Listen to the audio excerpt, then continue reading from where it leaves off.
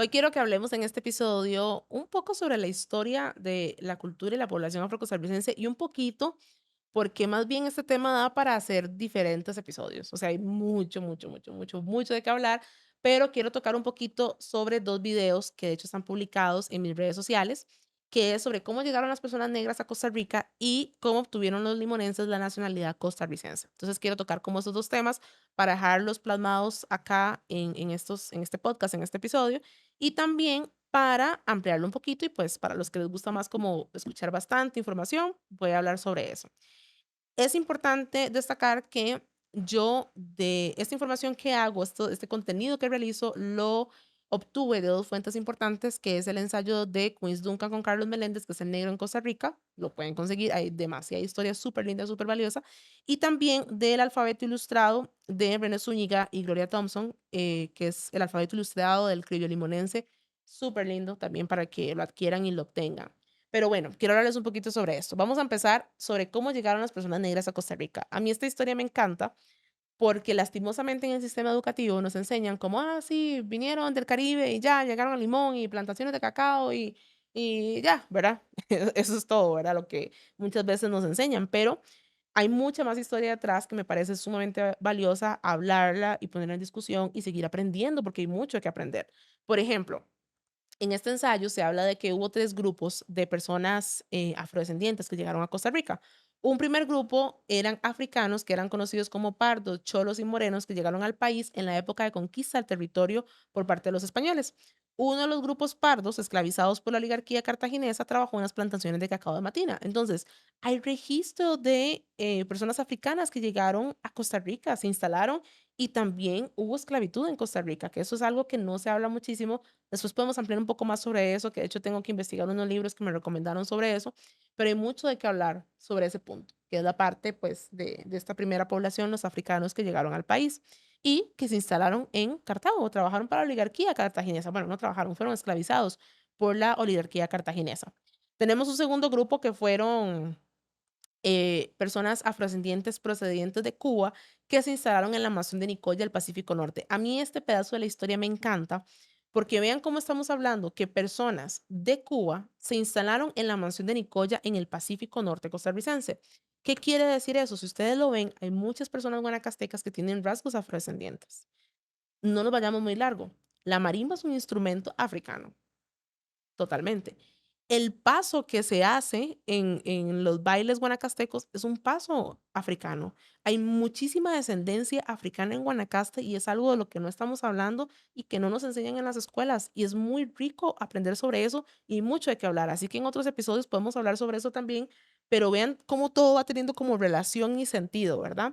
Y hubo un tercer grupo, que es el que usualmente conocemos más, que es que venían de Panamá, Belice, Martinica, San Andrés, y en su mayoría Jamaica, ¿verdad? Y otros países del Caribe que llegaron en el siglo XIX para, bueno, para llegar como pescadores y exploradores que ya se instalaron, pues obviamente en la provincia de Limón y en 1872 empezaron a trabajar para todo el tema de la construcción del ferrocarril al Atlántico. Entonces, esos son como los tres grupos principales. Pero es muy interesante. A mí me encanta, o sea, me encanta como todo este tema, esta historia y prometo en otros episodios ampliarlo un poquito más porque hay mucho que aprender de lo que pues no nos enseñan, ¿verdad? No está escrito en todo lo que nos enseñan en el sistema educativo. Ahora bien, ¿cómo obtuvieron los limonenses la nacionalidad costarricense? Esto es un tema también buenísimo. Los limonenses obtuvieron la nacionalidad costarricense hasta 1949. Y de hecho, para que fuera posible, hubo acuerdos.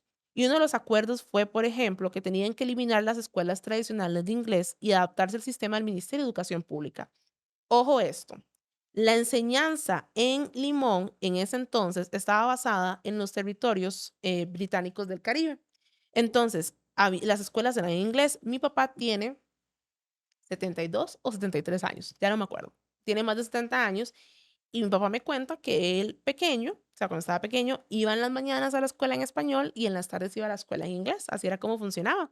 Entonces, por eso es que en Limón hay muchísimo, pues el idioma, el inglés está ahí, está el criol, o sea, hay otros lenguajes, otros idiomas además del español, pero es en gran parte también es por eso. Pero entonces mi papá iba a la escuela en español en las mañanas y en las tardes iba a la escuela en inglés. Entonces, hablaba los 2 idiomas perfectamente, pero ¿qué pasa? Cuando el limonense, se decide que va a tomar la nacionalidad costarricense, el acuerdo es quitar las escuelas tradicionales de inglés y adaptarse al sistema del Ministerio de Educación Pública.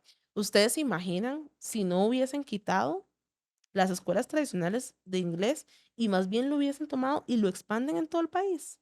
¿Se imaginan que eso hubiese sucedido? Esto sería, o sea, increíble. Em, ¿Qué más importante por acá? Bueno, obviamente los limonenses intentaron conservar esas escuelas tradicionales de inglés, pero ¿qué pasa? Que como iban en la mañana a una escuela y en la tarde tenían que ir a otra, porque antes era solo en inglés, ya después fue que cambió todo este sistema, obviamente no es sostenible en el tiempo. Entonces, adiós escuelas de inglés porque tenían que adaptarse al Ministerio de Educación Pública con la parte de español. Pero eso es un poco como de lo que pasa, ¿verdad?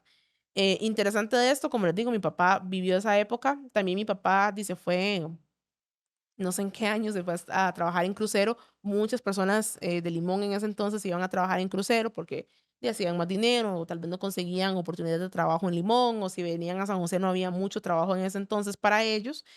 Entonces, y se iban a trabajar en crucero, muchos iban a Estados Unidos y así fueron como haciendo su vida, ¿verdad? Consiguiendo dinero. Algunos se devolvieron al país, otros se quedaron allá y así es como ha sido pues un poco parte de la historia que también podemos hablar de eso. Es que vean, en este podcast yo creo que vamos a tener tantos temas de qué hablar, hay mucho de qué hablar, pero vamos poco a poco. Pero bueno, eso es lo que quería contarles en este episodio. Vean qué interesante cómo es la llegada de las personas negras a Costa Rica y también el tema de cómo obtuvieron los limonenses esa nacionalidad costarricense. Cuéntenme acá si tienen más datos que quieren incluir. Carla, también algo importante a destacar es tal cosa. A mí siempre toda esa retroalimentación me gusta. Yo no soy experta, no soy experta en historia y demás. Leo, investigo mucho para poder hablarles sobre esto, pero es válido toda la información que ustedes quieran colocar por acá. Pueden dejarla acá, me pueden escribir por privado y también contarme sobre más temas que quieran que sigamos hablando por acá. Pero bueno, nos escuchamos en un próximo episodio. Chao.